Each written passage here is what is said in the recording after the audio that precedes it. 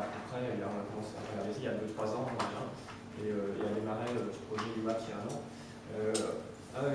Des gros sujets, alors j'ai mis l'Afrique, c'est vrai que c'est principalement là qu'on avait des projets de recensement, et où assez vite, avec l'apparition de Google Maps, est apparue la capacité de faire ces projets de recensement en faisant prendre part les gens eux-mêmes, en faisant des images satellites des régions, et en mettant en place des outils qui intègrent la carte communautaire et qui soient très différents de ce qu'on faisait jusqu'à présent, c'est-à-dire vraiment des choses très centralisées qui étaient du top-down, de faire des systèmes qui permettent plus d'intégrer plus de gens et de faire du voilà, bottom-up si on veut. Mais donc en Afrique, beaucoup de sujets où on se dit que la cartographie communautaire pourrait aider plein de problématiques qu'on rencontre et qu'on traite actuellement d'une façon assez classique avec la Spotimage. Google Map Maker, ça déjà aussi bien challengé, puisque Spotimage est un gros fournisseur de données à Google. Il y a énormément de données qui sont issues de Spotimage dans Google, en Afrique, en Australie, en toute l'Amérique du Sud.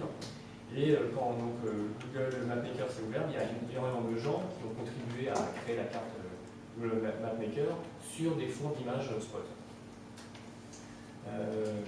Quand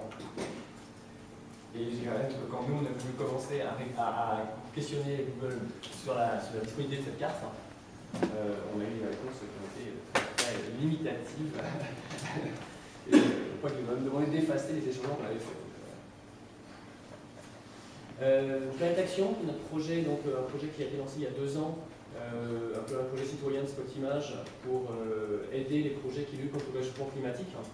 Donc il y a 2-3 ans, on a commencé à prendre conscience du fait que Spotimage doivent aussi prendre ses responsabilités face au réchauffement climatique, en particulier par ses capacités à fournir des images satellites. Et donc on offre des images satellites à tous les projets qui luttent contre le réchauffement climatique de par le monde.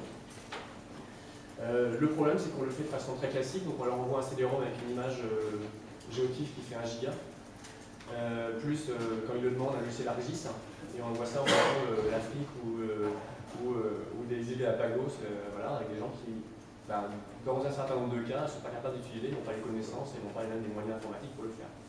Donc, donner l'accès à travers une API, à travers une interface web beaucoup plus facile, c'est quelque chose qui est en train de s'imposer à nous, simplement par le fait que sinon on n'arrivera pas au but de ce qu'on s'est fixé comme objectif, c'est-à-dire d'aider vraiment les projets. Si l'image on lui donne et qu'elle reste dans un carton, ça sert à rien.